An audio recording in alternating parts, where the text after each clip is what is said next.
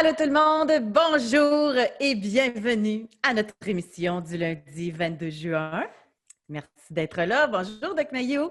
Oui, José, nos abonnés, bon matin. Oui. Alors, on va vous laisser le temps de vous connecter tout le monde. On a de la poutine pour vous aujourd'hui.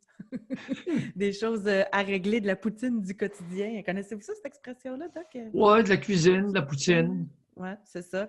Alors, bonjour. On a des nouveaux, hein, en passant, j'ai remarqué ça. Tout le temps. Et je m'attends à ce qu'il y en ait de plus en plus parce que dorénavant, là, je pense que tout le monde est au courant là, parmi nos abonnés. La seule façon d'écouter notre émission, ça va être sur Patreon. Donc, on a eu notre nouvelle officielle comme quoi l'émission était officiellement retirée des ondes de Cogeco. Mais grâce à vous, nous continuons notre grand plaisir de co-animer ensemble cette émission-là avec vous tous. Donc, merci tout le monde de votre présence. Merci de vous être abonnés. Merci de votre support. Alors, maintenant, là, il y en a qui disent « tant pis pour Cogeco ». Ça, là, ça leur appartient. Nous autres, maintenant, on a un nouveau chemin et vous êtes avec nous là-dedans dans cette aventure-là. C'est une décision d'affaires. La business. Voilà. La business a parlé et nous, on s'est adapté. Exactement. Avec votre support, évidemment. Oui. C'est le plus important. Sérieusement, oui. C'est grâce à vous là, si on est là aujourd'hui. Maintenant, dans la poutine, cela étant dit, là, vous le savez maintenant qu'on est dédié 100% sur le Patreon. Et comme vous le savez, nous, on veut toujours fonctionner en fonction de vous. On est en équipe là-dedans. Donc, on s'est fait poser la question, puis on va vous faire décider. Parce qu'aujourd'hui, vous le savez, bon, cette semaine, c'est la fête de la Saint-Jean. La semaine prochaine, c'est la fête du 1er juillet. Nous, dans notre formule d'été, là, je le dis pour ceux qui viennent de joindre à nous, là, on a décidé qu'on ne prenait pas de semaine de vacances. On ne part pas 2 semaines, 1 semaine, 1 mois ou quoi que ce soit, comme dans le passé où on partait tout l'été. On a décidé de travailler tout l'été, sauf en formule 4 jours semaine. Alors, c'est vous qui allez décider. J'ai une question sondage. J'aimerais ça vraiment. Allez-y avec ce que vous pensez parce qu'on veut savoir, Doc et moi, on travaille-tu le 24 et le 1er ou on ne travaille pas? Parce que si vous êtes en congé vous-même, que vous n'êtes pas là, on ne veut pas faire l'émission à 3. Là. Donc, c'est vous qui allez décider si nous allons faire notre émission ou pas. Alors, j'ai créé une petite question sondage ici. Allez-y. C'est là que ça va se décider si on va travailler le 24 et le 1er ou si on ne travaille pas. Alors, la question à répondre, c'est allez-vous être à l'écoute? Est-ce que ça vous intéresse d'écouter l'émission, de participer à l'émission mercredi de cette semaine? Et je pense que c'est le mercredi de la semaine suivante, sauf erreur de ma part. Le 1er, c'est en tout cas le 1er juillet, la fête du Canada. C'est ça. Exactement. Alors, José et moi sommes prêts en autant que oui. Il y a des Patreons qui sont à l'écoute. Puis un grand nombre. Exactement. Fait que c'est vous qui on est totalement démocratique. Annie a dit c'est gentil, ça nous intéresse, mais vous pouvez vous reposer aussi. Mais moi, sérieusement, la semaine de 4 jours me va très bien. Moi, je vis très bien avec ça. Je suis heureuse là-dedans. Mes 3 jours de vendredi, samedi, dimanche me comblent très bien. Fait que c'est vraiment pour pas qu'on ait une émission qu'on anime tout seul. C'est question anonyme, on veut que vous soyez là, que vous participiez bien sûr avec nous. Bon, alors, on a 89%, 90% là, des gens qui ont voté. On met fin au sondage. Partage des résultats. Roulement de tambour, mesdames, mesdemoiselles, messieurs. Nous allons travailler, Doc Mayou. Donc, nous allons être au rendez-vous. Alors, vous aussi, par exemple, vous êtes mieux d'être là. Parce qu'on veut, c'est ça. Puis, on décidera ensemble des sujets en meeting là, qu'on va aborder. Maintenant, aujourd'hui, moi, c'est un sujet que j'aime beaucoup, où moi-même, oui, j'aime ça, moi. Et moi, j'ai beaucoup évolué là-dedans. Je l'admets, là. Moi, je vais être la dernière personne aujourd'hui à juger les gens. OK? Parce que je suis passée par là. Mais je m'étais fait dire que ça marchait de même, là, OK? Alors, avez-vous remarqué que ce soit... Là, on est dans les réseaux sociaux beaucoup. Moi, ça me saute dans le visage à chaque fois, OK? Là, je ne sais pas pourquoi ces temps-ci, moi, j'en vois plein de monde qui meurt, là, OK? Puis c'est comme toujours, là, mais ce qui me frappe, là, c'est toujours mon père est allé rejoindre ma mère là-haut, ou bon voyage, ou tu sais, grand-papa est parti, mais il sera là pour veiller sur nous. Alors là, moi, ça m'intrigue toujours de connaître la croyance des gens à cet effet. Fait qu'aujourd'hui, on va parler des morts. On veut savoir si vous, de votre côté, vous parlez à des proches qui sont décédés. Croyez-vous à ça? On veut savoir également, parce qu'il y a un autre aspect aussi que j'ai remarqué, c'est qu'il y en a plusieurs qui sont portés à idéaliser les morts. Un coup qu'ils sont morts, ils n'ont plus de défauts. Ça arrive fréquemment. Doc va me le dire, là, mais c'est... Puis, continue. Parlant mal d'un mort, c'est comme, ben voyons donc, ça se fait pas, il n'est pas là pour se défendre. Tu sais, souvent, on entend ça, j'ose pas parler, il n'est pas là pour se défendre. Et pour bien que vous vous sentiez à l'aise, parce qu'on veut vous entendre, là. Vous pensez quoi de ça? Est-ce que c'est rassurant pour vous vous avez un problème, vous parlez à votre mère qui est décédée, ou votre père, ou votre grand-mère? C'est-tu rassurant ou vous ne croyez pas à ça? Pas pantoute. Moi, j'ai grandi en croyant à ça, là. OK? Puis je vais vous l'expliquer personnellement pour que vous vous sentiez à l'aise, là. Donc, je vous l'ai déjà raconté jusqu'où c'est allé. Moi, je croyais tellement à ça, puis moi, je croyais aux esprits, puis tout ça. Puis là, ma grand-mère, on vivait dans une maison bigénérationnelle. Puis ma grand-mère, on s'était toujours dit, si tu meurs, viens me parler. Je veux te voir apparaître pour voir une fois pour toutes si c'est vrai, si ça existe. J'avais 18 ans. Elle est décédée. Je n'ai pas été capable de dormir de l'été. J'en étais rendue à faire une journée quasiment. Ça ne m'est jamais apparu, là. Mais moi, là, ça m'a affectée, là. Ça n'a pas d'allure. Fait que c'est à partir de là, puis en évoluant, puis mes croyances ont totalement changé. Là, je ne crois plus à ça, pas en tout, là. Mais c'est fascinant. Puis moi, je vais le dire, là, moi, je me le faisais dire par mon père, par ma mère. C'est un problème, parle à ta grand-mère, elle va t'aider. Hey, je me faisais rentrer ces croyances-là, là. Puis il y en a beaucoup qui croient à ça, là. Oui, définitivement. Alors, écoute, la religion catholique a cédé du terrain, mais les croyances bidons concernant la vie après la mort n'ont à peu près pas perdu de terrain. C'est plus vivant que jamais. Alors, dans la nation canadienne-française, je vous annonce que pour beaucoup d'adultes, la mort n'existe pas. C'est un passage. C'est une jonction. C'est une rencontre. Ça n'a pas de maudit bon sens. Pour beaucoup de Canadiens français, et là, on va genrer, on va faire des sondages genrés. J'en ai un de près, oui. Écoute, on lave le cerveau des enfants avec ça à partir de l'âge de 3 ans. Le ciel, puis le firmament, puis l'éternité, puis les anges, puis... La mort n'existe pas pour beaucoup de personnes. C'est un passage d'un état à un autre. Oui. Aïe, aïe! Problème que j'ai. Oui, allez-y. Problème que j'ai, les amis, depuis que je fais de la psychiatrie. Imaginez-vous donc que je rencontre quasi à chaque semaine des personnes suicidaires qui veulent s'enlever la vie, qui ont pensé s'enlever la vie. Et les plus dangereux pour s'enlever la vie, ce sont les maudits croyants. Là, il m'arrive, j'ai décidé d'aller rejoindre ma mère ou ma grand-mère. Ah ouais? À quelle place? Ben, il dit, elle est morte. Ah, elle existe encore. Ben oui. Ben oui, j'y parle régulièrement. Elle existe, j'y parle. Je dis, est-ce qu'elle te répond?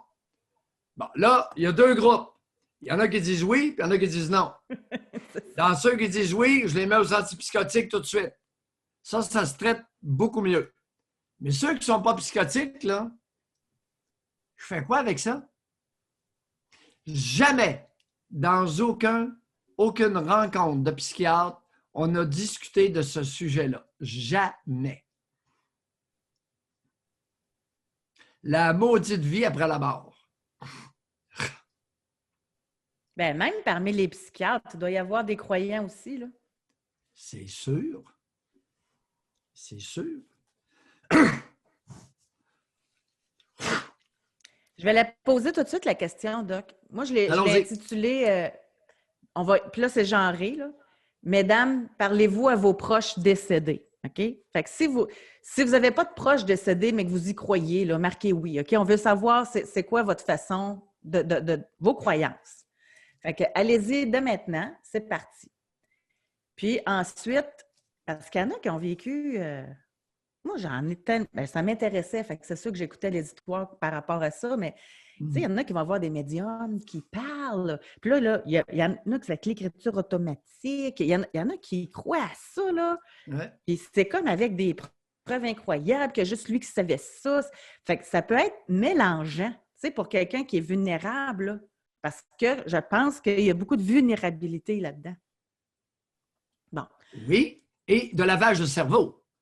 Il y a à la fois la vulnérabilité, l'influence est due sur des esprits faibles, mais il y a aussi le lavage de cerveau à partir de la petite enfance. Oui.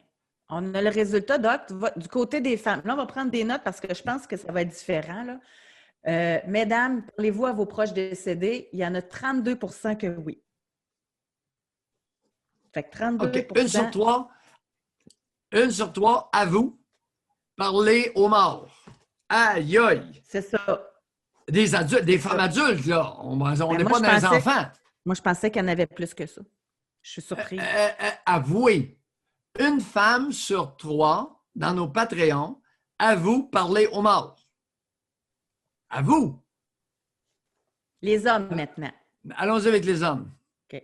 Mais les hommes, je pense qu'ils vont être plus gênés de le dire. Mais c'est anonyme, là. Soyez honnêtes, là. Ça se peut que tu aies une surprise, toi, là. Je pense que...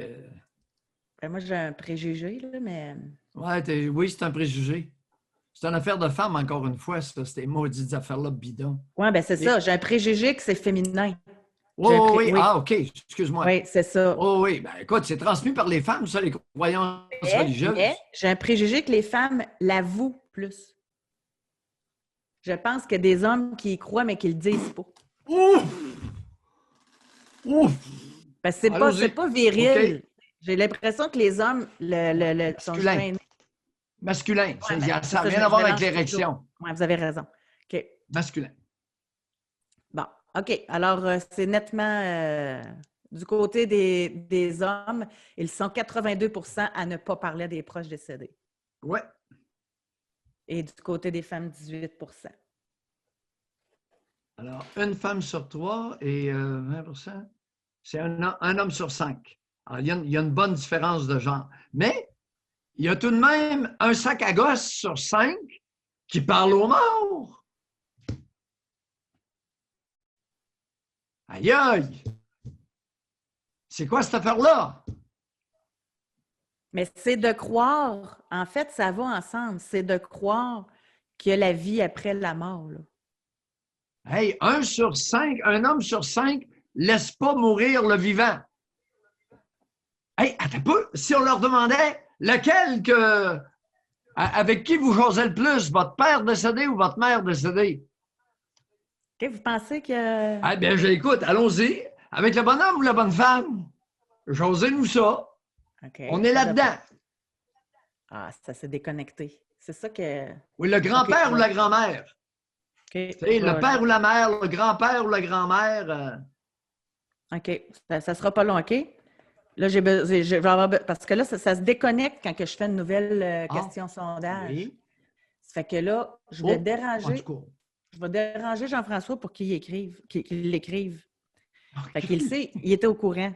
OK. Fait que la question, c'est à quelle mort vous parlez, à quel proche décédé vous parlez plus, c'est ça?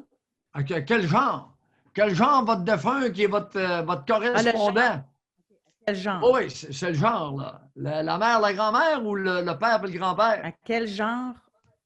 Eh boy, à quel genre décédé? Ouais. Oui, à quel genre? Quel est le genre du défunt consulté? Parlez-vous le plus souvent? Oui. OK, on va l'essayer. On va voir qu'est-ce que ça va donner. Fait que, OK. En attendant, pour les nouveaux et même ceux qui sont là, on vous invite à lever votre main si vous voulez communiquer avec nous.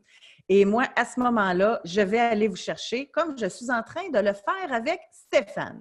Alors, Stéphane, on va activer son micro. Alors, il est le bienvenu pour nous parler. Et si vous voulez, vous aussi, partager votre croyance en lien avec ça, vous levez votre main et au fur et à mesure, je vais aller actionner votre micro. Bonjour, Stéphane. Oui, bonjour, vous m'entendez bien? Oui, très bien. Stéphane. Bon, ben alors, Oui. bonjour à tout le monde. Moi, dans mon cas, j'ai perdu mon père. Ben, j'ai perdu. Mon père est décédé quand j'avais l'âge de 15 ans d'un cancer de la peau qui a duré 2 mois, jour pour jour, là, 26 avril au 26 juin. Ça fut très rapide. Je ne crois pas qu'il y ait quelque chose par après. Je crois que... et puis en plus de ça, là, moi, je vais être enterré. Hein. Pas d'affaire d'incinération. J'aime à l'idée d'être mangé par les vers et puis toutes ces affaires-là. Alors, moi, ma décision, c'est très bien pris. C'est enterrer et puis mangez-moi quand je serai mort. Il y a une chose, M. Mayou, que j'aimerais savoir si vous êtes en accord avec moi. Les athées, VS, ceux qui croient, dans des moments de maladie incurable. Ai-je raison de dire que les gens qui croient sont capables de s'en remettre à, versus les gens athées qui ont sur leurs épaules leur vérité? Je mets juste à côté la personne qui croit et puis qui peut se dégager de ses épaules en disant « Oh, en tout cas, panoramix ou peu importe en quoi il croit ou qu'il déifie, je m'en remets à vous. Je vous en prie. » Je crois que ça a un effet, je vous dirais, anxiolytique, dans le sens où est-ce que ça peut calmer la personne atteinte d'une maladie très incurable, de pouvoir être capable de dire, écoutez, la réalité, je la sais, là, le médecin m'en parle, là. C'est une question de 2 mois. Maintenant, je m'en remets à. Ça la dégage un peu. Est-ce que vous êtes en accord avec ça versus la personne athée qui dit, ma vérité, c'est ça, puis that's it, that's out. Bon point. Bon point, Stéphane. Il y a eu des études et semble-t-il que les croyants guérissent plus vite. Bon, écoute, ce sont des études, ça n'a pas été contredit, ça a été avancé. Par contre, j'ai un maudit problème avec les suicidaires. Il y en a une gang qui se sont fait la peau pour aller rejoindre un décédé. Un monde meilleur, un monde meilleur. Oh yes, avec les ancêtres. Mais pourtant, Doc, les croyants là, sont supposés de savoir que quand tu te suicides, tu t'en vas pas au ciel selon la croyance, tu t'en vas dans l'Inde. Oh non, plus à cette heure, non. Mais José, oui? As-tu remarqué que... puis là je me la pose en même temps, la question, là. As-tu remarqué qu'à un moment donné, la façon dont les gens s'imaginent la vie après la vie, c'est une rencontre avec les gens qu'ils ont aimés, qu'ils viennent les rejoindre comme marchant sur des nuages. Et puis là... ouais. Puis là, la famille au complet est là, mais il se passe... Mais moi, là, si je m'en vais au ciel, moi, ça ne m'intéresse pas le ciel, là. J'attendrai pas de toute façon, là, j'aime très peu de personnes, là. Je suis antisocial généralement. Donc, moi, laissez-moi dans mon coin. Puis si j'apprends qu'une petite cousine est décédée, là, ben, je ne suis pas rendu à la messe, là. Ça ne veut pas dire que je vais accourir du tout. Alors, moi, accueillir là, avec grand sourire, sans qu'ils aient vieilli, c'est toute cette image-là qu'il faut aller plus loin. Mais moi, je me parle à moi. Je veux dire, oui, Stéphane, oui. Revenons à votre question qui était vraiment intéressante. Vous avez mentionné bon, ça peut avoir un impact sur la guérison, c'est vrai. C'est vrai qu'il y a des études scientifiques, ça n'a pas été contesté. Jusqu'où c'est avéré, on le verra dans l'avenir. Vous savez, on prône l'attitude guerrière contre la maladie et particulièrement contre le cancer. C'est une très mauvaise idée, d'après moi. Je préfère de beaucoup un patient atteint résilient qu'un guerrier stressé. Parce qu'on sait que le stress, avec les taux de cortisol élevés, peut vous emporter. Alors, est-ce que les croyants, en s'en remettant à une force supérieure, ne seraient pas plus résilients dans la maladie, ce qui favorise un plus haut taux de guérison? D'après moi, je suis pas mal certain, M. Mailloux, que vous avez pas mal visé juste. J'en rajouterais sur 2 choses. Allez-y. Ils s'en remettent, OK? Ce qui veut dire que, bon, là, c'est le temps peut-être un petit peu pour eux de régler certains problèmes. Ils méritent cette compréhension de l'au-delà. Mais quand on dit que la personne, elle parle avec ses défunts, quand on dit que la personne... bon, OK, là, on a fait la première affaire. Le fait de remettre sur les épaules sa maladie, oui, c'est prouvé, on en est d'accord. Maintenant, c'est l'introspection de par après. Comment ça se passe? Moi, jadis, naguère, je vous ai écouté sur une affaire. La madame, elle disait, « Ah, je suis arrivé, puis il y avait ma tante, elle m'attendait avec de l'alcool, puis je vous jure, M. Bayou, j'ai vu la lumière au bout du tunnel, puis à un moment donné, c'était merveilleux, il y avait des arbres, puis écoutez, elle était tombée dans le coma. Là. On peut-tu dire que sur les opiacés à forte dose, moi, mon père, quand il était décédé, là, à un moment donné, je l'entendais parler, puis il radotait n'importe quoi. Je veux dire, il était sur 16 mg par 2 heures. On attendait sa mort. Là. À un moment donné, il ne faut pas oublier que dans la médication de la médecine, ben, écoutez, là, ça peut faire déraper, là, d'après moi. Définitivement. Merci beaucoup, Stéphane, de nous avoir parlé. Très apprécié. Ça m'a fait plaisir. Au revoir. Oui, merci. bye. J'ai une bonne nouvelle. Alors, j'ai communiqué avec Jean-François qui nous a écrit la question sondage qu'on a besoin aujourd'hui. Alors, mesdames, à quel genre de décédé parlez-vous le plus souvent? Alors, est-ce que vous parlez le plus souvent à un homme, père, grand-père, ou femme, mère, grand-mère, tante, etc.? Oui. Mais ça va aussi avec ceux qui sont morts. Ben non, c'est pas vrai. Ou c'est ça que tu as le plus connu? Moi, dans le temps que je croyais à ça, je parlais à ma grand-mère, mais mon grand-père, je ne l'ai pas connu. Ça fait que c'était... J'avais pas le choix. Juste un choix. OK. Alors, là, c'est parmi ceux, évidemment, qui ont dit qu'ils parlaient. Oui, oui. Une femme sur 3 puis un homme sur 5. C'est ça, exact. Et là, on pose la question aux femmes. OK. Alors, on va mettre fin au vote et nous allons le dévoiler. Alors, il parle à 61 % aux femmes et 39 % aux hommes. Ouais. C'est normal, quand tu as besoin de sagesse, tu parles à une femme. Alors, il y a peut-être une autre explication, mesdames. Ne vous sentez pas gênés d'être ce que vous êtes. Bon, c'est qu'on se découvre ensemble. Ouais. C'est le but de l'exercice. On va poser la question aux messieurs, OK, pour voir la différence. Oui. On le fait dessus. Et, attends un peu. Attends un petit peu. OK, mon hypothèse, je le mentionnerai après. Pourquoi que deux femmes sur 3, une femme, OK. OK, ouais, c'est ça. Les femmes parlent plus aux femmes. Là, les hommes, bien, c'est sûr, il y en avait moins, là, fait que notre ratio, là, il est...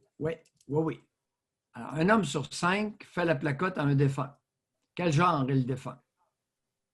Pour ceux qui placotent avec les défunts. OK. Bon. Bien, c'est ça, on n'a pas beaucoup d'échantillonnage. Là. On a 7 personnes. Puis il y en a 4 qui parlent à un homme, puis 3 qui parlent à une femme. Okay. L'échantillonnage est moins grand, mais on voit que c'est quand même partagé. Là. Il y a une grosse différence, en tout cas. C'est quoi votre hypothèse? Bon, mon hypothèse pour les femmes, et même pour les hommes, parce que, écoute, il y en a presque 1 sur 2, c'est quasi moitié-moitié dans notre tout petit échantillonnage, c'est que la figure féminine, Josée, que ça nous plaise ou pas, elle est beaucoup plus importante et déterminante que la figure masculine.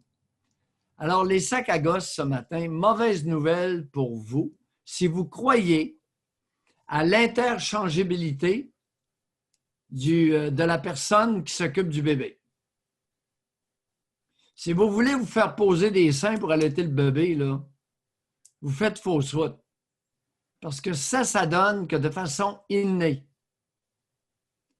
la figure maternelle, quelle qu'elle soit, je ne dis pas la génitrice, la femme qui s'occupe du bébé, et va nécessairement être une personne beaucoup plus importante, déterminante pour la vie de l'être humain. Alors, messieurs qui voulaient être importants auprès des bébés, là, j'ai seulement envie de vous faire un doigt d'honneur ce matin. C'est pas un beau doigt d'honneur. Mais comme Marie a dit, puis moi, je serais portée à croire ça. Elle dit, pour moi, ce n'est pas une question de genre, mais plutôt du lien partagé avec la personne décédée, la profondeur du lien. Non, pas nécessairement. Non. Non, mais tu ne parles sûrement pas à une mère qui était fatigante avec toi puis qui était contrôlante puis tout ça. Tu lui parles pareil, ceux qui croient à ça, là. Il me semble que moi, tant qu'à croire à ça, je choisirais quelqu'un de bienveillant, que j'ai confiance ou... Qu'est-ce que tu as mentionné tout à l'heure? L'idéalisation des morts, ça veut dire quoi? Oui, c'est ça. Ils n'ont plus aucun défaut, n'ont que des vertus. Ça, c'est la beauté de la vie après la mort. Il y a un processus de négation, de déni, et j'en ai vu de toutes les couleurs. J'ai vu des pédophiles se faire pardonner par leur propre fille sur leur lit de mort, excepté une. Il était devenu idéalisé. Une pourriture humaine.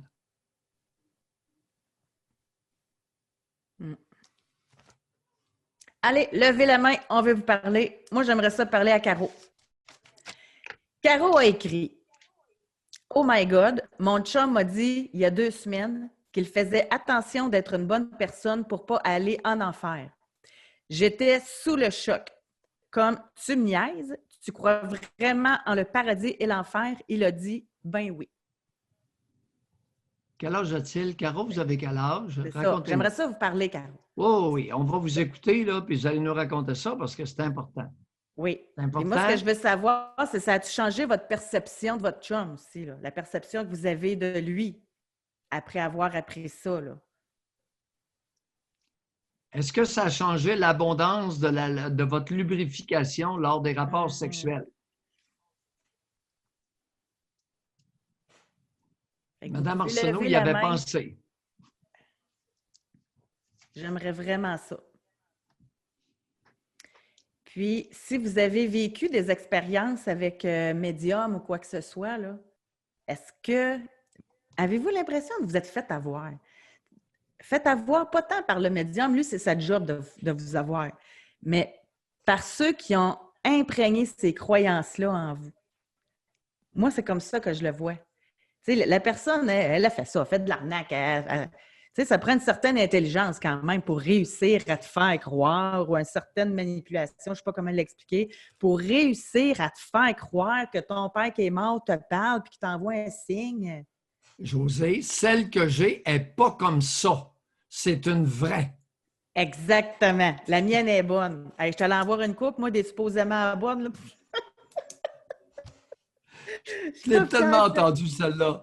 Et là, on est dans les affaires de femmes solides. Ah oui, ben oui, ben oui. C'est pour ça que je t'ai dit tout à l'heure, je ne suis pas surpris du tout. Écoute, sur une grande échelle, et là, on est à l'intérieur de nos Patreons. Il y a 2 femmes sur 3 qui placotent avec les morts. Dans nos abonnés, 1 femme sur 3 l'avoue. Dans la collectivité, c'est au moins 2 sur 3. Ah oui. Et ces femmes-là sont mères de famille. Ces femmes-là ont des enfants. Ces femmes-là sont supposées éduquer leurs enfants.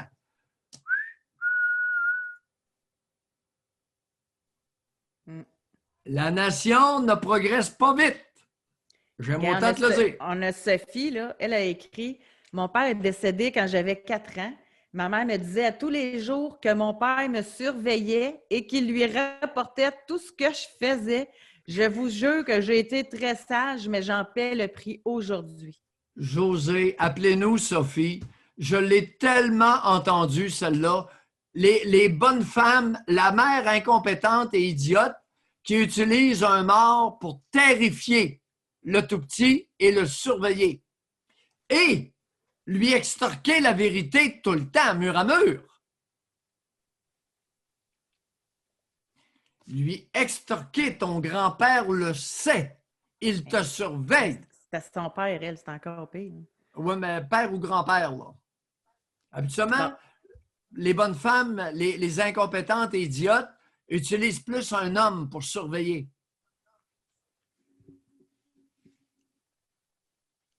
OK. Là, on a Caro à qui on veut parler, on a Sophie avec qui on veut parler, puis on a Annie à qui on veut parler. Annie, elle dit « Après le décès de mon conjoint, il y a 4 ans, j'avais utilisé le réconfort de penser qu'il était là pour moi de l'autre côté. Quelques années ont passé et je suis dans le processus de laisser aller cette croyance, mais c'est incroyablement difficile parce que je dois faire face au deuil et vraiment vivre l'absence au complet. J'ai parfois le goût de retourner en arrière et me réfugier encore là-dedans puisque c'est beaucoup plus difficile pour le moment. Et comme mon conjoint m'a servi de mère puisque la mienne était absente, mais je vous laisse deviner à quel point les repères sont partis. » Ah oui, Annie, on aimerait ça vous parler vous aussi, là. Oui, c'est tellement bien dit, bien articulé et fréquent. Alors, la dynamique qu'a vécue Annie, qui n'avait pas de mère, s'est attirée avec ses seins et ses cuisses, a attiré un homme, non pas pour le sexe, pour se faire materner. L'homme décède, elle n'a plus de mère. Le substitut maternel, il n'y en a plus. C'est pas drôle, là. Là, elle est confrontée, et je le dis avec beaucoup d'empathie, elle est confrontée à un vide. Non pas du décès du conjoint, mais du maternage. Il y en a-tu qui sont tellement là-dedans là, qu'ils n'osent même pas refaire leur vie? C'est comme s'ils se gardaient loyaux même aux morts. Bon, oui, tout ça existe, ben oui. J'ai vu à un moment donné un petit vieux, il avait perdu sa conjointe. Ça faisait 10 ans qu'il lui mettait le couvert à chaque soir. Quand je dis un petit vieux, là, dans la soixantaine, mais pas un vieillard, là. Le couvert à tous les soirs, pendant 10 ans. Même si elle n'était plus là. Oui, il soupait avec elle. Oui. Il lui mettait son assiette, ses ustensiles, sa tasse. Il était juste pour remplir l'assiette. Femme 28, en passant, là, vous avez entièrement raison, parce que j'ai dit l'expression « refaire sa vie », c'est vraiment une expression ancrée. Là, tu refais ta vie. Je ne sais pas si vous l'aviez déjà entendu, mais on ne refait pas sa vie, on la poursuit. Là, je suis bien d'accord. C'est vraiment au niveau de l'expression que j'ai utilisé ça. Mais ça fait que lui, faisait-tu partie des hommes à qui vous donniez des psychotiques? Ou bien, tu sais, quand il pense, s'il met le couvert pour sa femme, il pense qu'il est là et il jase tout le temps? Ou bien, Non, ça dépend du solde du fonctionnement global au quotidien. Tu comprends? Si ça lui paralyse sa vie au quotidien, c'est sûr que je dois intervenir, je vais trouver une façon. Mais si le bonhomme fait ça chaque soir, puis qui est fonctionnel dans son quotidien, je ne donnerai pas de pilule. C'est une croyance bidon, il y a eu le cerveau lavé. C'est un lavage de cerveau. Autrement dit, pour lui, le mariage, c'était un mouvement sectaire. C'était une rencontre sectaire. Tu fais quoi avec les membres des sectes? Tu les mets tout aux pilules? Non. Ça dépend. Celle qui s'est fait couper le bras, l'infirmière qui s'est fait couper le bras par Moïse Thériault, en Gaspésie, il a coupé un bras avec une hache. Ouais. Gabriel quelque chose. Ouais. Ça va loin, elle là. Parmi ceux qui nous regardent, là? Y en a-tu là, parmi ceux qui sont là, qui sont assez courageux, je veux dire comme ça, pour lever la main, puis nous le dire, croyez-vous à ça, les esprits? Ça va ensemble. Là. Si vous parlez aux morts, ça veut dire que vous croyez à ça, qu'ils peuvent même vous apparaître, qu'ils sont là, qu'ils font bouger des affaires. Ça, là... Va pas trop loin, là. Va pas trop loin parce que tu es dans ma clientèle de schizo, là. Ben, je sais, on avait fait une émission à la radio, là. Le titre, c'était, vous disiez que c'était des schizophrènes, ceux qui croyaient à ça. Vous croyez aux esprits? Ben, sentir les présences, sentir la présence. Il y a une différence entre jaser avec le défunt, croire ou lui faire des confidences et le sentir près de vous. Il y a toute une... Par contre, prudemment, les amis, dans la période de deuil, sentir la présence du mort pendant quelques mois après son décès, c'est pas de la maladie psychiatrique, là. Vous en allez sur la rue puis voir quelqu'un et momentanément de dos, vous voyez une personne de dos puis vous croyez que c'est votre, votre conjoint, c'est votre père, c'est votre mère. Ça arrive. Alors, non, pas de panique au village. Donc, on va aller parler avec Steph. Bonjour. Oui, bonjour. Ça va bien? Oui, Steph. Merci d'être là. Oui, bon, ben, dans le fond, normalement, le pire, c'est qu'avant, je suis pas un placoteux au mort pis tout ça. Avant, je l'étais pas. Maintenant, je le suis un peu. Ma mère est décédée début mai. J'avais appelé au mois de mai là, pour dire qu'on avait des problèmes là, avec les services funéraires et tout ça. Oui. Et puis, ma mère, dans le fond, quand elle était sur son lit de mort, la dernière journée où elle était consciente, je discutais avec elle. Là, je dis, mais, j'ai dit, là, moi, j'étais en arrêt de travail, là, j'étais dans le confinement, tout ça, là. Je dis, mais, je dis, on ne sait pas comment est-ce que c'est l'autre bord. Mais je dis, admettons que tu es capable de m'aider à revoir une job, ou le même job que j'avais, et tu le feras. Ah, elle dit, écoute, elle dit, mon gars, elle dit, on ne le sait pas, mais elle dit, je peux faire de quoi pour toi? Elle dit, je vais le faire. Ça a resté comme ça. Fait qu'elle décède dans la nuit de lundi à mardi. Je me lève chez moi dans la nuit de mercredi à jeudi. Je sors de ma chambre, tout ça, je regarde l'horloge dans la cuisine. La pile est morte. Pile à l'heure de sa mort. Puis je le sais que c'est à l'heure de sa mort. J'étais là quand elle est décédée. Fait que je dis, mon Dieu, tu parles d'une coïncidence, tu sais. Fait que ça reste comme ça. Le matin même, j'ai ma boss qui m'appelle et qui me dit que je peux recommencer à travailler quand je veux. Là, j'ai comme resté bien frette. J'ai dit, coudonc, ça peut-tu être ça, tu sais? Fait que là, on dirait que ça m'a comme mis un doute, puis ça m'est arrivé il y a quelques... Oups, on a perdu Stéphane. Attendez un petit peu. On l'a Stéphane, perdu. avez-vous votre micro ouvert, Stéphane? Stéphane, ou... Attendez un petit peu. C'est intéressant comme tout. Oui. Réactivez votre micro, Stéphane, s'il vous plaît. Ah, oui. OK, c'est bon. Allez-y. Ah, OK. Désolé, parce que j'ai eu un appel en même temps, c'est pour ça que ça a coupé. OK. Alors, OK, parce que je pensais que c'était moi qui avais fait cette pièce. C'est bon. Vous aviez un doute. Ben, j'ai eu un doute, là. Je veux dire, je suis là, mais tu sais, ça fait comme deux coins. Je me lève, l'horloge est arrêtée pile à l'heure de sa mort. Je dis, donc, sont-ils vraiment capables de nous faire des signes après la mort, finalement, tu sais? Oui. Puis, fait que... Alors, un doute de quoi concernant l'appel de la bosse? Ben, tu sais, moi, dans le fond, là, moi, pour ma part, avant, la mort, c'était comme, on est mort, tu sais. Mais ma mère, qui était très croyante, puis ça a sorti comme ça, dans une discussion avec elle, ben, si jamais tu es capable de faire quelque chose, tu le feras, tu sais. Oui.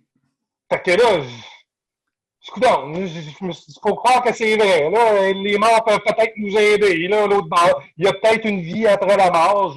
J'ai pas été chercher plus loin non plus. Là. Ouais, mais vous êtes allé quand même assez loin, hein? Vous êtes pas... Ouais. Alors, où est le problème, mon ami? Ben, j'ai pas vraiment de problème avec ça. C'était pour un peu discuter avec vous. Vous demandiez des témoignages un peu, puis tout ça. Fait que, mais je vis très bien avec ça. Dans le fond, tu sais, Oui. Vous vivez très bien avec ça. Sauf que ça pourrait peut-être interférer dans votre capacité conjugale et votre capacité parentale. Ah ouais? Ah ben ça, en tout cas, à date conjugale, tout se passe très bien dans le lit. Parental, ben moi j'ai un fils, puis en tout cas, j'ai pas vu de différence là, présentement là, avec lui. Il a quel âge, votre fils? Il va avoir 14 ans là, dans 2 semaines. Est-ce que vous lui avez parlé de ça? Oui, parce que quand ma boss a appelé, on était dans la voiture, fait que c'était sur Bluetooth, il a tout entendu. Puis lui, il savait que le matin, puis il était présent aussi, je veux dire, quand ma mère est décédée, il savait même lui aussi l'heure. Fait qu'il avait vu l'horloge le matin parce qu'on s'est levé en même temps, puis tout ça. Votre conjointe était dans l'auto? Mon conjoint, non. Mon conjoint, lui, il est au travail. Attendez un peu, là. Vous avez J'ai fait, adopté ou j'ai fait une vie hétéro jusqu'à l'âge de 26 ans. OK. Ben, j'ai décidé de m'assumer. Ben, j'ai jamais été hétéro. J'ai toujours été gay, sauf que je voulais pas à ce moment-là. Là. J'étais tellement. J'avais peur des préjugés et tout ça. Fait que Oui, je me oui. suis. Ça c'est autre chose. L'orientation Oui, sexuelle, c'est autre chose. Là, votre fils a 14 ans. oui. Puis là, votre conjoint était dans l'auto. Non, mon conjoint n'était pas dans l'auto, il était au travail, lui. Le conjoint est au travail. Oui. Puis ce fils-là, c'est votre conjoint qui l'a enfanté ou c'est une femme? Non, non, c'est une femme. C'est une femme. Parlez-nous d'elle un peu. La mère de Elle, votre gars. Ouais. la mère de mon gars, c'est une mère qui était problématique aussi, problème de consommation. C'est une bonne poteuse. J'ai la garde complète de mon fils parce qu'il y a 2 ans, ça allait pas bien, puis c'est lui qui m'a demandé là, de venir chez moi. Puis moi, je l'avais déjà 6 jours sur 14. Là. C'était comme une garde partagée qui était réglée comme ça. J'ai dit parfait, je vais reprendre les dollars chez nous. On va faire ce qu'il faut. Tu sais, Eh boy. ça allait pas bien du tout. Là. C'était des grosses chicanes avec le chum qu'elle avait à ce moment-là, puis tout ça. Puis, fait que, moi, j'ai tout fait pour l'avoir avec moi. Il est venu chez moi.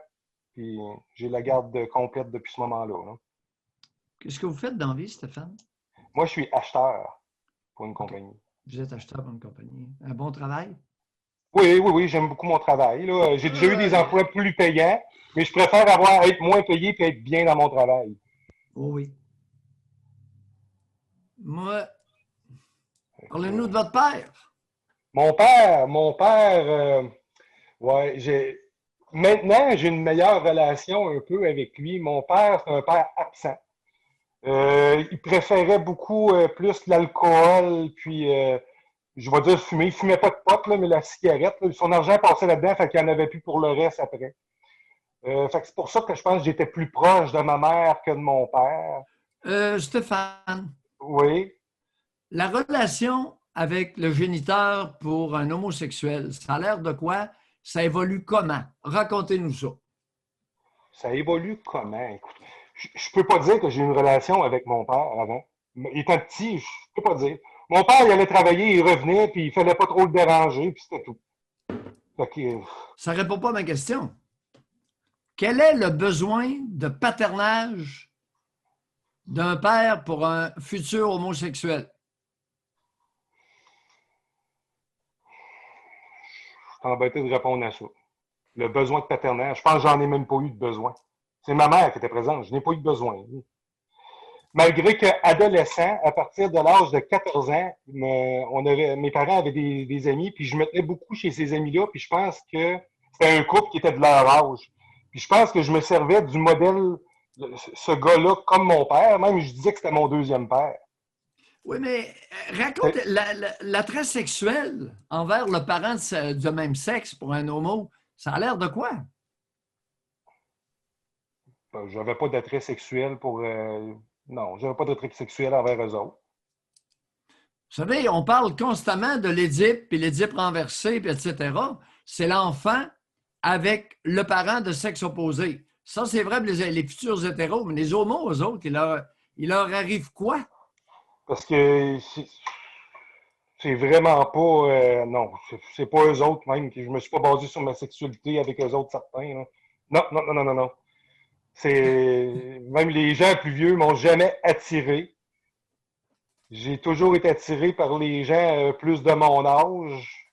Êtes-vous en train de nous dire qu'un futur homosexuel, un homme, futur homosexuel, n'a pas besoin de père? Une bonne femme, il n'a assez. Non, je dis pas ça. Je dis pas ça. Non? On a probablement besoin d'un modèle quand même. Oh oui. Parce que, vois-tu, adolescent, je ne pas. Je me tenais chez ce couple-là, justement, parce que lui, je trouvais qu'il y avait un modèle il était stable. Tu sais. Lui, il faisait de la motoneige, fait qu'il m'a appris à aimer à faire de la motoneige aussi. Tu sais, Mais qu'est-ce qui arrive à l'adolescence de l'attrait sexuel envers des hommes? je sais pas comment le dire, ça se fait tout seul, ça. Et on vous écoute. Ça se fait. Tu sais, Ne regarde pas, là. ouais, Je ne sais même pas comment répondre à ça parce que, écoute, ça a commencé, moi, vers à peu près 15 ans, là, où j'ai commencé à découvrir vraiment là, que j'étais attiré plus par les hommes. Puis je pense que ça s'est fait dans la salle où ce qu'on se changeait là, pour les cours d'éducation physique, les vestiaires. Là, il y en a des fois qui sont moins gênés, qui sont un peu plus nus. Puis là, c'est comme là que j'ai vu que j'étais attiré là, vers les gars. Ça a commencé comme ça. Euh, j'ai eu quand même après ça, mais je voulais pas être gay. J'ai eu ma première blonde, j'avais 17 ans. J'ai eu 3 blondes totales. Et là, rendu à 26 ans, dans le fond, hein, je voulais essayer. La merveilleuse Internet était là. C'était plus facile de communiquer avec d'autres gars. J'ai trouvé un autre gars qui était dans la même situation que moi, qui avait une blonde, il voulait faire des Attendez un trucs, on se peu. rencontrait. Vous avez quel âge, Stéphane? J'ai 40 ans maintenant. Vous avez 40 ans. Ouais. Est-ce que c'est encore comme ça? Je pense que non. Je pense que ça a évolué beaucoup en l'espace de 25 ans. Là, ça a dû évoluer. Ça a évolué Fait que là, beaucoup. vous avez rencontré une femme, vous l'avez convaincue que vous étiez hétéro, faites un bébé avec elle, puis ensuite. C'est pas pire pareil. Oui, oui, oui. Dans le fond, il n'y a personne qui se doutait de rien. Même quand j'ai fait mon coming out, là, tellement de gens. Ben, voyons, ça se peut pas, ça paraît pas. Ben non, ça paraît pas. C'est pas tous les gays qui sont efféminés. Je dis, Colin. Tout à fait. Vous faites bien de le dire. C'est pas écrit d'en face de quelqu'un, son orientation sexuelle. Pas tout. Mais en plus du fait que j'avais une blonde puis j'avais un enfant, mon fils était très jeune. Il venait tout juste d'avoir, il avait seulement 2 mois quand je me suis assumé. Là. Et la conjointe, elle l'a pris comment? Très mal. Racontez. Ça a été très. Ben, parce que moi, j'ai vu des femmes devenir suicidaires quand le conjoint sort du placard. Ah oui. Alors, moi, j'en ai vu qui se sont laissés mourir. Alors, allez-y. Elle n'a pas fait de menace de suicide. Je sais qu'elle me frappait. Elle me frappait, puis là, j'essaie de la retenir, puis tout ça. Je dis, écoute, tu peux pas avoir de contrôle là-dessus. Je suis comme ça. Pourquoi vous frappez, Stéphane? Elle n'avait pas d'affaire à vous frapper? Non, je pense que c'était de la rage. Ça faisait combien d'années que vous la copuliez régulièrement? 4 ans et demi. 4 ans et demi de copulation. Est-ce que vous la copuliez régulièrement? Moi, j'aimerais ça que vous répondiez à ça. Là. Ben, je dirais que c'était environ 3 fois par semaine. Quand même pas si mal. Une bonne moyenne au bat. Mais là, êtes-vous bisexuel? Non, parce que quand je me suis assumé, là, je me suis vraiment dit, ça m'a pris tellement de temps avant de m'assumer qu'il n'y a pas de question d'avoir. C'est vraiment les gars que j'aime. Puis maintenant, des fois, j'ai déjà eu des offres de filles, là, encore pour. Ils voulaient essayer de me virer de bord, tu sais. Puis ça me dit absolument rien. C'est bizarre, je suis comme ça maintenant. Mais ma question, Steph, là, c'est qu'il y a des hétéros, hétéros, qui ne gâtent même pas leur conjointe 3 fois par semaine. Vous aimiez-vous ça un peu ou bien j'ai une bonne. Ben, j'ai une libido qui est assez forte. Je suppose que. Mais des fois, on regardait du porno en même temps, puis du porn, je regardais plus les gars dans le porn. Fait que ça pouvait aider. Là. Ah! On y arrive, on y arrive. Mais j'avais pas trop de difficultés. Quand vous êtes sorti du placard, Steph, combien de fois par semaine, le premier gars, vous aviez des rapports sexuels? Oh mon Dieu, c'était plusieurs fois par jour. Bon, merci. Alors là, les abonnés vont comprendre. Combien de fois par jour? 3, 4? Ah, 3. En moyenne 3. Puis le record a été à 7. Ben oui, 3, oui. Et avec la conjointe, c'est 3 fois par semaine. Ce qui est une bonne moyenne, une moyenne honorable. Oui. Et c'était 3 fois par jour avec un homme. Alors, elle vous frappait, OK? Mais pourquoi quand vous frappait, Steph? Elle était donc bien méchante. Elle m'en voulait d'avoir caché ça. Puis je la comprenais dans ça. Là. Ben, elle disait que j'y avais caché la vérité. Puis d'un sens, moi, je trouvais que c'était vrai. Non, c'est pas ça. C'est une femme intelligente ou pas trop dégourdie, un peu une cruche?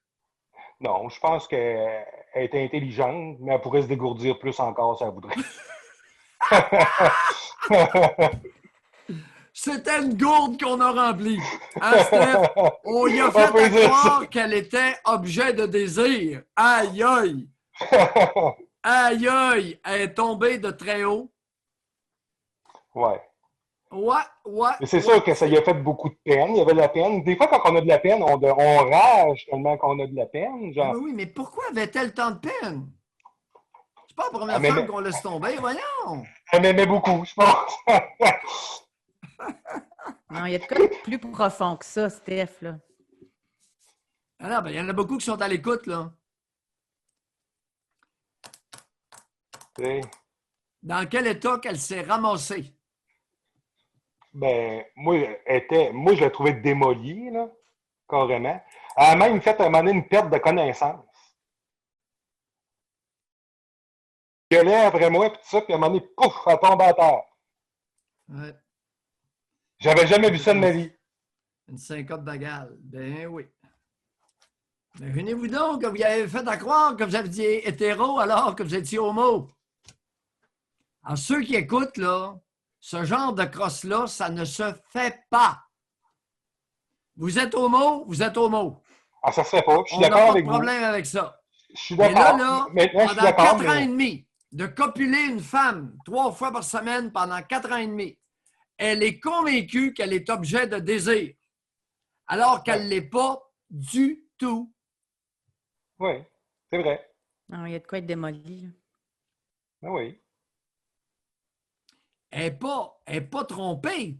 Elle est démolie dans sa féminité. Et la plupart ne s'en remettent pas.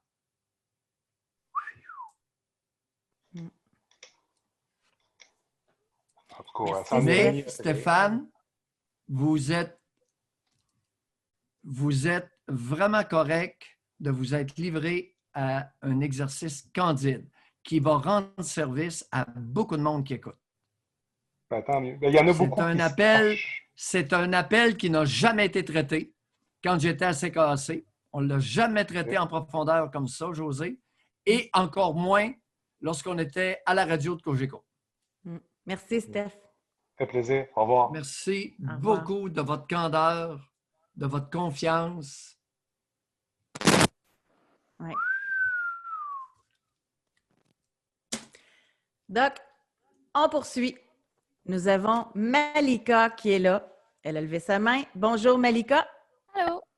Oui, allô? Malika, Allô? Moi, c'était juste pour dire que quand que j'étais plus jeune, peut-être 5 ans, je faisais comme je commençais à m'endormir.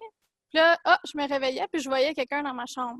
Fait oui, que moi, j'étais convaincue que c'était des esprits, là. oui. Puis ma famille, quand j'ai écrit ça dans le chat, là, ma famille, c'est ma mère et la sœur à mon père puis la mère à mon père. Ils me disaient ça. Fait que là, moi, j'étais convaincue que c'était ça. Fait que là, moi, j'avais peur. Ben Puis, oui. ouais. Ben Puis, oui. comme ma grand-mère est vraiment croyante. Puis, tu sais, le fait de dire qu'on est observé là, tout le temps, ben, moi, j'avais de la misère à avoir de l'intimité moi-même. Là. C'est-à-dire, Ben, mais ça, c'était pas si pire que ça. Juste pendant un bout, puis après ça, un moment donné, j'ai fait comme non, ça n'a pas de bon sens. Là. vous aviez de la difficulté à vous explorer, à vous masturber. Oui, exactement. Ah, on dit les vrais mots, nous, à cette heure. On n'est Oui. plus à la radio, là. Oui. Puis, je me sentais toujours mal après ou pendant. Là. Oui. Puis, je sais pas ce qui est arrivé, mais à un moment donné, j'ai fait ça n'a pas de bon sens. Puis, je l'ai fait, puis je me sentais plus mal. Mais comme, je vois que ça peut traumatiser pas mal de monde. Oui. Particulièrement les femmes. Oh oui, Puis à c'est. partir Écoute, de quand vous vous êtes dit que ça n'existait pas ou à partir de quand vous avez évolué là-dedans?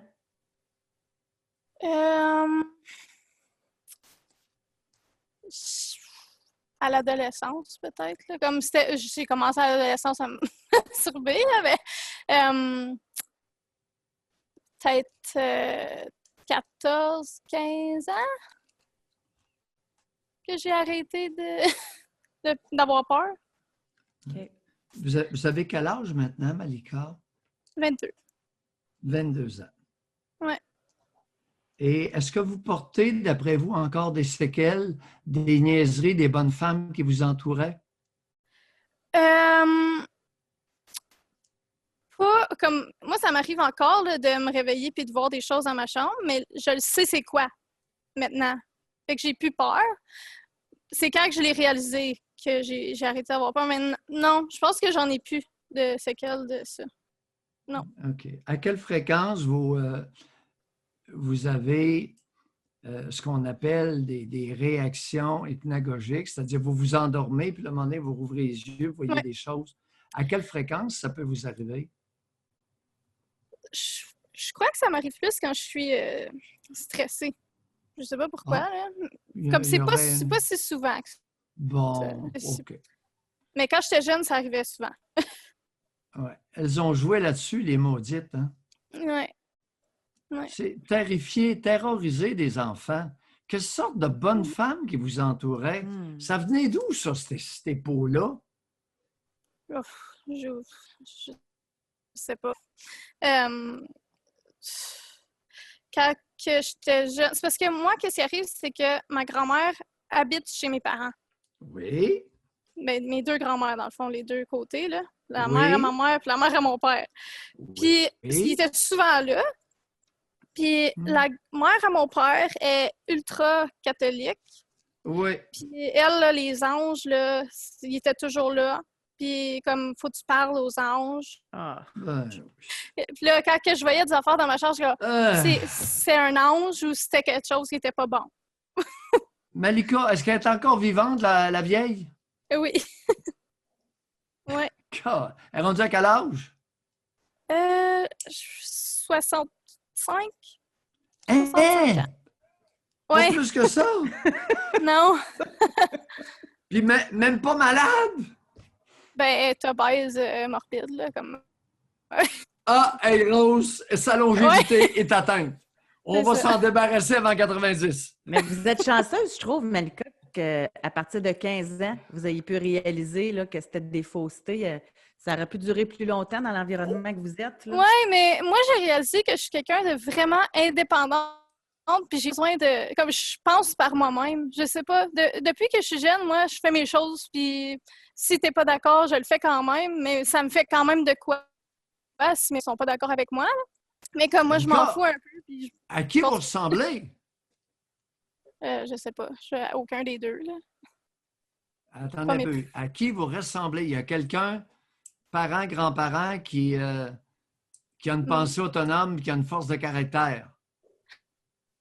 Mais peut-être la mère à ma mère. Pas ma mère, puis pas mon père. Les deux sont pas comme ça. C'est des faibles d'esprit? Ouais. Oui, il faut le dire. Ils sont forts intérieurement ou ils sont faibles. Tu sais, il n'y a pas de problème là. C'est d'évaluer à leur juste mesure les personnes qui nous entourent. La mère de votre mère aurait une force intérieure, dites-vous? Ben, je dis ça, là, mais c'est parce que je ne sais pas. Elle est tout le temps en train de chialer, puis elle pense par elle-même, là, mais c'est pas bon. C'est comme trop négatif. C'est pour ça que je pense pas que je suis comme ça. Elle est trop frustrée, pauvre elle. Oui! Aïe, aïe, aïe, aïe, aïe. Mais dans quel coin de la province est née votre grand-mère ultra-catholique? Ça vient d'où, ça? De quelle région? Je pense qu'ils viennent... je sais pas. Je pense Ontario. Je sais pas, pour vrai, ils n'arrêtent pas de déménager. Ils arrêtent que je suis pas sûre. Je me suis comme mélangée dans l'histoire, là. Mais je crois qu'ils viennent d'Ontario, mais là, comme ça se peut qu'ils viennent de Vancouver. Tu sais, comme je veux vraiment pas... Ah, ouais. Puis votre grand-père faisait quoi ou fait quoi dans la vie? Ben, mon grand-père s'est suicidé, là. C'est lui. Que votre père l'a trouvé dans la grange. Oui, exactement. Oh boy! Oui, c'est... On convient que c'est pas la force de caractère qui les caractérisait. N'est-ce pas? Vraiment pas. Oui. OK. Malika, c'est gentil de m'avoir rappelé. Ben, merci. Merci beaucoup. Josée, j'ai plus d'autres questions. C'est parfait. C'est très gentil, Malika. C'est ce que ça complète notre émission d'aujourd'hui parce qu'il est déjà midi. Donc, ça passe très vite. Mais moi, je pense que c'est le genre de sujet que les gens sont gênés, là, mais qu'il y en a tellement plus qui croient à ça encore. Là. Hey, mais c'est intéressant. Ouais. C'est intéressant de le faire en profondeur. Oui, exactement. Autrement, là, lorsqu'on se soucie de tous les groupes qui pourraient se plaindre, les croyants du coin de la rue Bourg-Lamarque, Non, là, on est à l'écoute, on essaie de voir ce qui existe, de constater. J'aime ça. Et puis merci, c'est grâce à vous, puis c'est grâce aux courageux qui lèvent la main puis qui s'expriment. Je réponds à Jordan, en début d'émission, on a fait un sondage à savoir si vous vouliez qu'on ait une émission ou pas dans le cadre du congé de la Saint-Jean ou encore de la Fête du Canada. Et la majorité ont voté pour qu'on fasse une émission quand même. Donc, on poursuit notre programmation régulière, c'est-à-dire que c'est 4 jours semaine, puis c'est le vendredi qu'on est en congé. Sinon, on travaille les autres jours, même quand c'est férié, en espérant que vous soyez au rendez-vous, par exemple, parce que c'est plus fun. Plus qu'on est, plus qu'on a d'histoire, puis plus qu'on a la chance de vous parler. Et que dit le dicton anglophone? The one who pays calls the shot. Exactly. Celui qui paye, c'est lui qui décide. Il y a le dicton, plus qu'on est de fous, plus qu'on a du fun. Fait qu'à demain tout le monde. Merci beaucoup d'avoir été là. Bye. Bye bye.